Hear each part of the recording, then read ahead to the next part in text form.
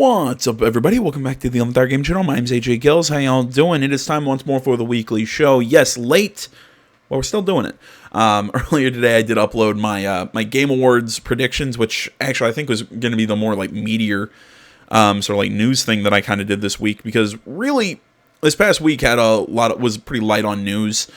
I mean, maybe I missed it because I was pretty busy this past week, but in general, there wasn't a whole hell of a lot going on. I do have some interesting rumors, particularly that of the Resident Evil 3 remake is possibly on the way. I'd say most likely, based on some of the stuff I've seen, but we'll go over an article about it. Push Square is pushing a rumor that we could be having a new state of play down the line.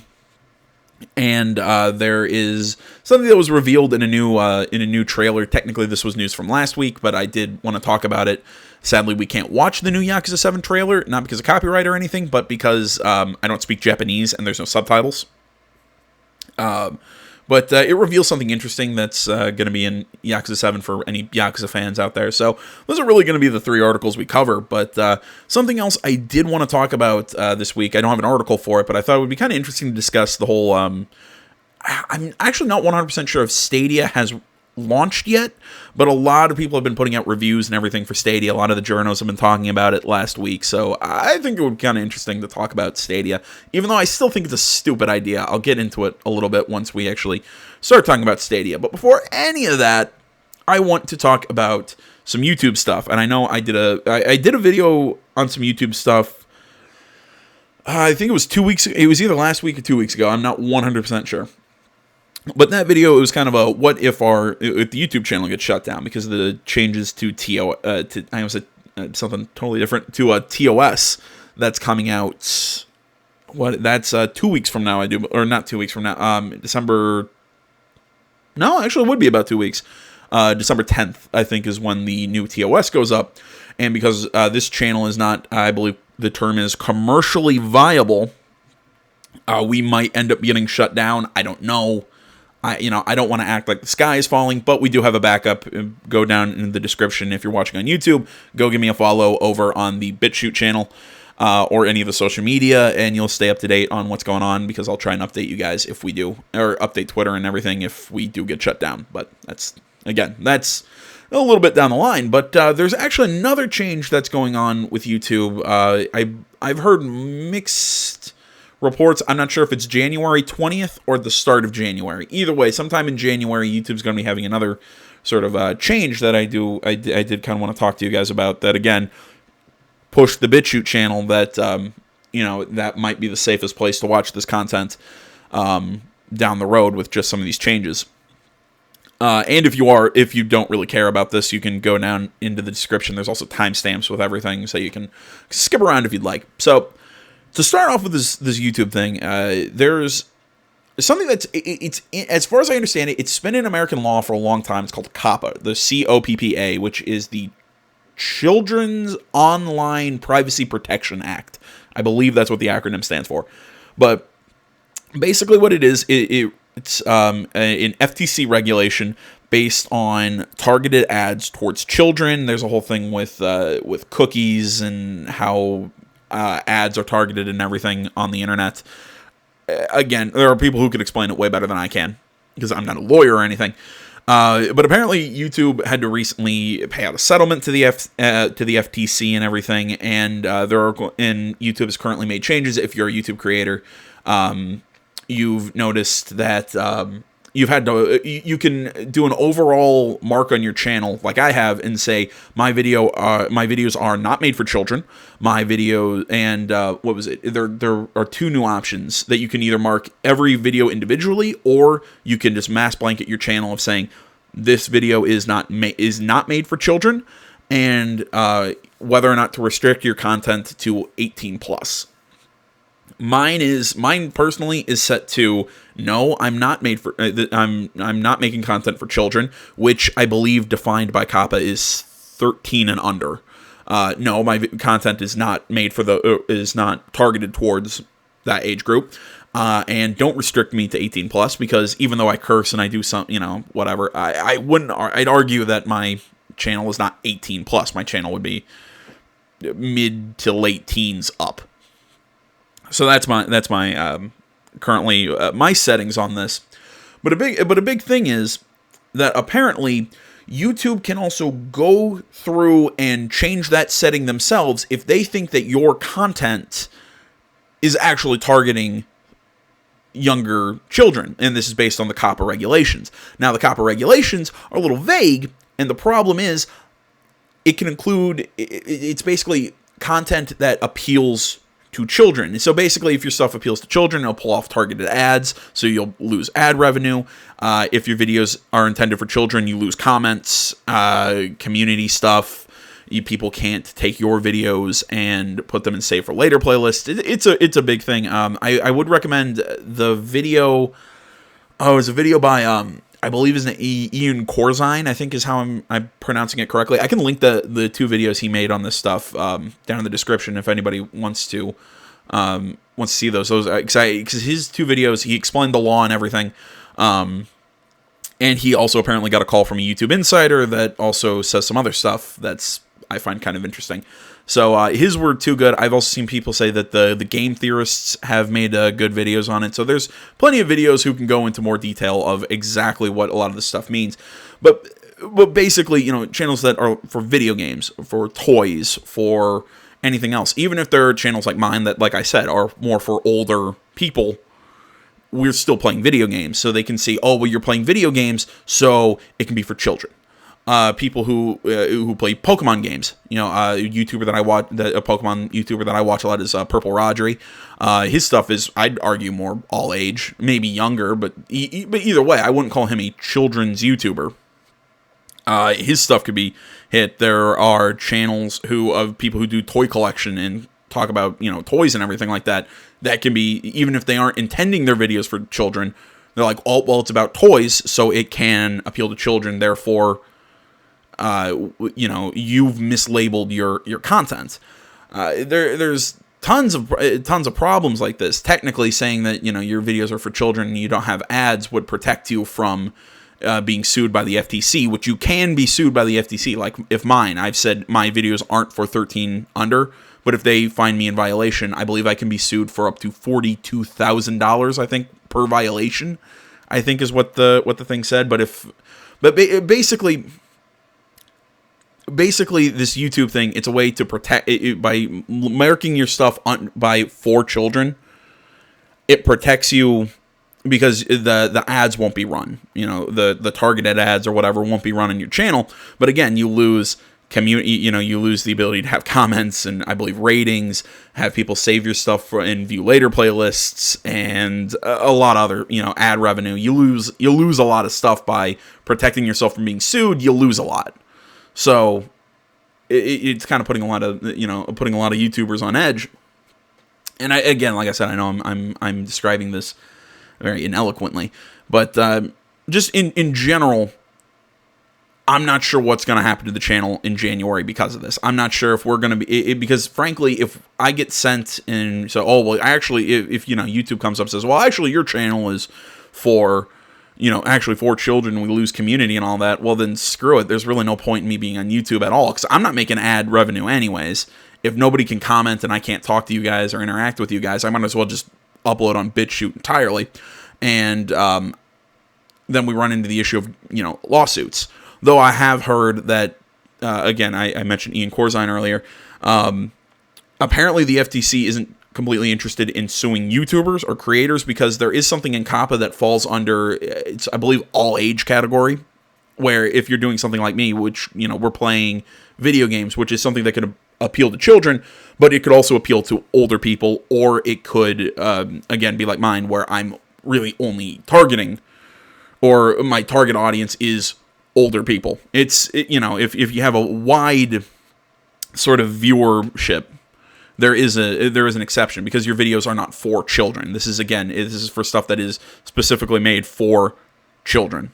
So it's a big thing with American law. It's a lot of questions are, look, are content creators going to start getting sued? Is YouTube going to start taking away community aspects for YouTubers to protect them from being sued, but at the same time completely kill our channels because we can't talk to people. We can't have stuff show up in certain recommended playlists, and it's a big thing that really could be happening here on YouTube. I know I've kind of had just a randomness of thoughts that I keep saying that, but again, it's I can link videos or whatever in the description if anybody's curious about more specific stuff on this COPPA law. But again, it's just something I wanted to bring to y'all's attention, that look, this stuff is happening. There's more changes, not just to TOS, but there's legal stuff that's going down in January. So again, the BitChute channel, again, linked in the description. Go drop a follow, go whatever over there, because that's like I said, if the YouTube gets shut down, that's where I'm migrating to. So just quick heads up on that. So sorry I ranted on that. It's just something I felt was important to talk about in my own terrible way. Now on to Google Stadia. Oh, what to say about Stadia? I've said for the longest time, I think Stadia is a really stupid idea. I've never thought that Stadia was a good plan. This whole move to streaming, I think, is or game streaming, not like Twitch, but something like PlayStation Now. I think, well, like PlayStation Now, Xbox Game Pass, and everything. I think this streaming idea works as a supplement to having a console or a gaming PC, but having your actual platform be based around streaming, I don't think is a smart move. Because I really question how Stadia is going to work overall. Because again, I keep hearing people like, oh, well, its launch lineup just doubled. It's 22 games is what you can play on Stadia right now. Oh, well, zero latency. And I'm sitting here going, I think I know what that is, but I'm not 100%. I don't see what the problem is. You know, it's, oh, you can play, you know, but I've never sat and said, oh, you know, this game would be so much better without latency. I'm like, you know, it's you can play your games anywhere, which I don't believe for a second works. Mostly because in a lot of these, let's actually get into some of these reviews, because I've been seeing like IGN was saying some really, said some, their headline was all positive and everything, yet I've seen other reviews and other people saying, yeah, this service works well if you're sitting at a desk in your house, but not so much online. And I'm sitting there going, yeah, I figured that would be a problem. I mean, hell, I believe Stadia doesn't even have all of its features live at launch. It's still missing some. But still, what I find funny is that, because I was reading somebody's review saying, yeah, I was playing on a laptop in a bar, and it really didn't work. It worked in my house on a PC, but not on the go, which I thought was a big selling point of Stadia, was, oh, you can stream games to your phone, or you can stream to this, or you can stream to that. Well, okay. But but if I need to be in my house for the connection to be strong enough to stream all this stuff at 4K or whatever, well, then what the hell's the point? I'll just get a gaming PC and I have access to all to all games instead of just the 22 that Google Stadia has access to. It's an interesting idea of a service, you know. And if you could, I'll say kind of what I've said about VR. Sure, it's a cool idea, and if you can get it to work perfectly, do it. But right now, the tech isn't there, and I don't think the tech to stream 4K games at 4K, without lag or anything, to my phone while I'm driving around, I don't think it's possible. And from what I can tell, it's really not. Even though Stadia has tried to push that, oh, you can play it anywhere, you don't need that strong of a connection. It's not what I've seen from a lot of people. I've seen from a lot of people that it's weird, that it doesn't work all the time. I've seen people say that it only works in houses, like when you're like sitting down playing, sitting down in an office playing, which did kind of make me laugh, because I saw somebody on Twitter say, well, my kid was streaming Disney Plus and I was playing in 4K with no latency and all this. And I'm like, well, yeah, but you're sitting down in your house. That's not the appeal to me of Stadia. I think the appeal would be you can play anywhere, but it really seems like you can't, which again makes me ask, well, then why the hell am I getting Stadia? I don't know. I still think Stadia is a bad idea. I think it's dumb. It feels kind of good that I feel that I'm seeing a lot of reviews of people saying, yeah, it's an interesting idea, but no, it's not. It's still got problems, and I figured, yeah, a lot of the problems I thought it would have, it has. So there we go. That's all I wanted. I'm sure you could go find better reviews of Stadia from people who've tried it and everything, but I'm kind of giving you my cliff notes, how I've interpreted and what a lot of the stuff I've seen of people just saying, yeah, it's an interesting idea, but it's not working the way it should, at least. But either way, okay, so now we can actually hop into the news. Sorry for all that stuff at the beginning. It's one of those I felt like I had to talk about, and the other one I just wanted to take a dump on Stadia because... But moving on to our first article here, we got a rumor Resident Evil 3 Remake is on the way. Article by Chris Priestman of IGN. Capcom is reportedly working on a Resident Evil 3 remake that's targeted to come out in 2020. YouTuber Spawnwave and Eurogamer report that they've heard from sources that a remake of Resident Evil 3 Nemesis is in the works. This is made more likely by the fact that Capcom said it will, quote, explore more remakes after this year's Resident Evil 2, especially as the game was so successful, selling over 3 million copies across PC, PS4, and Xbox One in its first week. Resident Evil 3 originally came out on the PS1 back in 1999. It follows Jill Valentine returning from the first game as she tries to escape from Raccoon City during the zombie outbreak. That's depicted in Resident Evil 2. The events of the third game take place before, during, and after its predecessor. Jill is pursued the entire time by the Nemesis, a new biological weapon manufactured by the Umbrella Corporation to hunt down the remaining members of STARS. The Nemesis is similar to the Tyrant in Resident Evil 2, but is even deadlier due to being faster, stronger, and more intelligent. According to Eurogamer sources, we might not hear anything official about this Resident Evil 3 remake yet, as Capcom is focusing on getting the multiplayer spin-off Project Resistance out first. We previously debated whether the next Resident Evil game should be a sequel or a remake. If these rumors are anything to go by, it looks like we may get both next year. Now, whether or not I'd like to see a Resident Evil sequel, actually, I kind of would. I'd like to see where they'd go next, especially after 7. I really liked 7, even though I think it was such a departure from Resident Evil, mostly because there weren't zombies or anything like that. It was kind of it was a new kind of enemy. I loved the bakers and everything in that house, inventory management. I really liked Resident Evil 7. It scared the shit out of me, but I really liked it. In all honesty, I liked Resident Evil 2 as well. I still need to play the Claire routes, and I started playing one on the channel. It just, I don't know, I just wasn't in the mood for it or whatever. I just decided to kind of shelf it. If anybody wants to see it, maybe I'll go back to it somewhere down the road. But I did like 2, because I think it mixed the Resident Evil that I knew, which was 4 was my favorite. Really kind of mixed that sort of over-the-shoulder, third-person gameplay with some of the kind of old-school puzzle elements, the inventory management, everything that made Resident Evil 7 and earlier Resident Evil games so great. So I'd like to see where they could take this franchise, not in a multiplayer game aspect. That can just go on the shelf forever, for all I care. But I don't know. I as somebody who didn't get to play the earlier Resident Evil games, because I wasn't really playing games in the PlayStation 1 generation, I was playing games, but I was playing, I had an N64. That was what I played. I'm playing Pokemon Coliseum. Or was it Pokemon? Yeah, I believe it was Coliseum on the N64. Was Coliseum the one on the GameCube? I can't remember. Because I know there was one on the GameCube that was like had a weird like shadow Pokemon or something like that. Was that Coliseum? Was Coliseum? God damn it, I can't remember. Sorry, weird tangent there. But yeah, I mean, I was playing games back then, but I really wasn't playing in the PlayStation 1 generation and or playing the PlayStation 1, and really, I probably wouldn't play Resident Evil as a kid.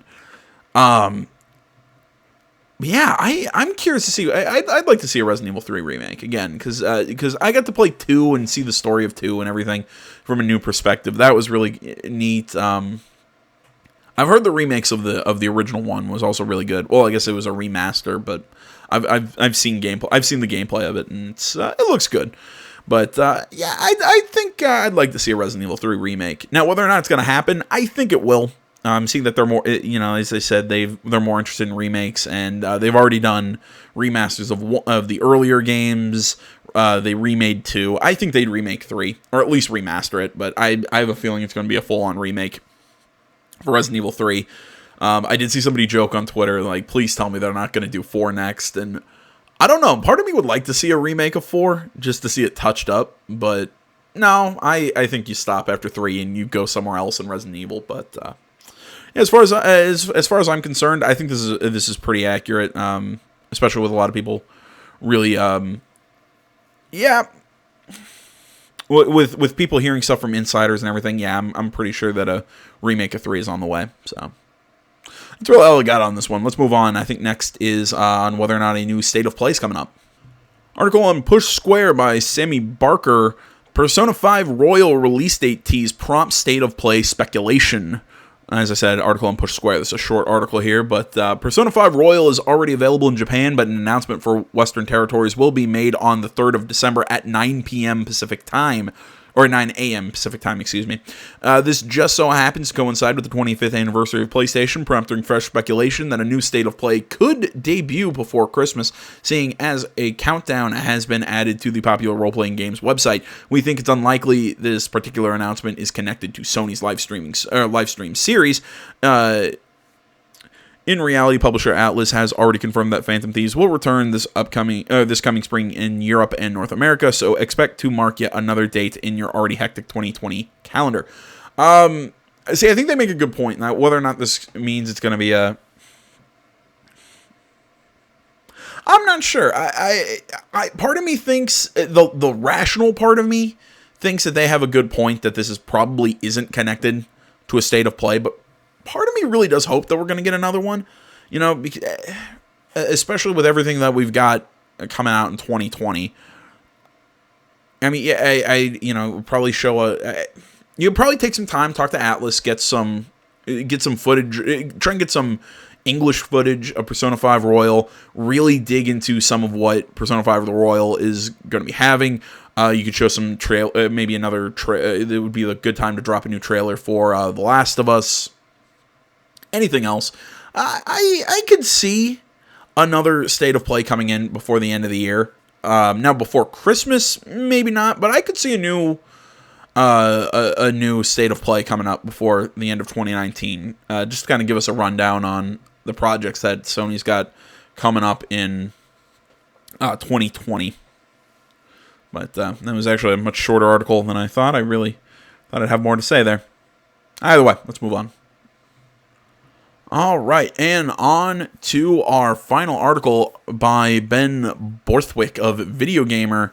Apparently, Kiryu is coming back to Yakuza 7, or he will be a character in Yakuza 7, according, or at least that's what a lot of people are believing from the new trailer from Ryuga Gotoku for their upcoming Yakuza 7 or Yakuza Like a Dragon game. I believe this will be coming in the West, next year. Actually, it's not even releasing in Japan until next year, but... Sorry. Article reads, Sega and Ryuga Gotoku have revealed that longtime Yakuza protagonist Kazuma Kiryu will, in fact, appear in the upcoming latest entry in the series Yakuza Like a Dragon, but by way of his appearance in a brand new Japanese story trailer released last night. Showing up towards the end of the trailer, it's naturally unclear exactly what he's doing in the game, but it looks like he'll be facing off against new protagonist Ichiban Kasuga. Or is it just a sneaky red herring? We'll have to wait and see. The 10-minute trailer, which we've embedded below, also marks the launch of a new demo on the Japanese PlayStation Store for the game known in Japan as Yakuza 7, The Whereabouts of Light and Darkness, ahead of its 16th January 2020 release in Japan. Over here, meanwhile, we'll have to wait a little bit longer, but color? I'm not actually sure. Okay. I understand. I'm not used to seeing color spelled with a U, but color us excited to see how things play out in Yakuza Like a Dragon when it launches exclusively for PlayStation 4 in the West sometime in 2020. I'm sorry. I'm not used to seeing color with a U. Exactly what would Kiryu's role be in Yakuza 7? I mean, I looked through the trailer. There wasn't a lot with Kiryu in it. I'm not sure what his role's going to be. I'm hoping he has... I mean, I don't want to say I hope he's in the game, like he has a heavy presence, because then I feel like it would be too much like the old one. Or I don't want him stealing the show, but I would like to maybe see him in there throughout the game, maybe almost act like a mentor to Kasuga, or to Ichiban. In my reasoning for this is because I'm trying to think how to put this. How much of the Yakuza games have we seen? Sorry, let me try the sentence one more time. Throughout the Yakuza series, really, you don't play as a Yakuza. The franchise is more surrounded by the Yakuza and everything, but Kiryu, he was a member in Yakuza 0. He comes back and he ends up, I believe he actually gets kicked out and then brought back. He gets kicked out in the middle of it and then gets brought back. He's a member in 1, then the murder of Dojima, and then he's thrown out. And then the majority of Yakuza 1, he's not a member of. He's not a member of any of the Yakuza clans. And really, because he's not 1 and 2, he's not in 3, 4, 5. Yeah, I mean, really, his story's always surrounded the Yakuza because, I mean, he's got friends, he knows people. He never really can be truly out and mix that without, having the whole crime aspect. Yakuza wouldn't really be Yakuza, would it? But really, you don't play as a member of the Yakuza for very much in any of the games. And with the Yakuza 7, we already know that Ichiban gets thrown out of his clan. Partway, at least at the early beginning of the game. It very much resembles the start of Yakuza 1, because we know that he gets sent to jail, and that he ends up being, I'm not really sure what the term is, but he, because I can't think of it off the top of my head, but he eventually gets, kicked out of his family. Which now makes me ask the question, would Kiryu be playing the role of kind of Ichiban's mentor? Like, somehow he hears about this kid, he tries to befriend him and try and teach him that there is a way to live outside of the family and outside of the crime boss, and and at some point they're gonna fight. Or I think that you could do some really cool stuff with Kiryu in Like a Dragon. Again, this is entirely speculation. I don't even know what's said in the trailer, because again, I can't find a subtitled version of it. Otherwise, we'd actually sit and watch the trailer. But I'm curious to see what they're gonna do with Like a Dragon. I'm a big Yakuza fan, and I can't wait. Hell, in all honesty, I can't wait for my 3, 4, 5 remaster bundle. Sorry, I've been very excited for that. I think that's coming out in January. But either way, that's about all I got for you guys this week. I know, really short show this week. Just was not a lot of news from what I saw. If I missed something, please let me know, and I can cover some stuff in kind of like a part 2 of this weekly show news and whatnot. But I don't know why. I feel like I'm forgetting something. I just can't think of it. I'm sorry. I'm a little scatterbrained right now. But yeah, that's going to about do it for this week's show. I'm going to be honest and tell you guys, don't expect a show this week unless some big news drops. Just because with it being Thanksgiving and everything, I'm probably going to be spending not as much time on Twitter, just more with my family. So please, like I said, don't expect a show this week. Other than that, like, comment, you're not already, please subscribe to the channel. Follow any of the links down in the description, any of the social media pages, or if you're on YouTube, to BitChute. If you're watching on BitChute, in the About section for the channel is links to all the social media platforms. Other than that, thank you so much for watching, and until next time, my name's AJ Gell. This is Something Game Channel. I'm out.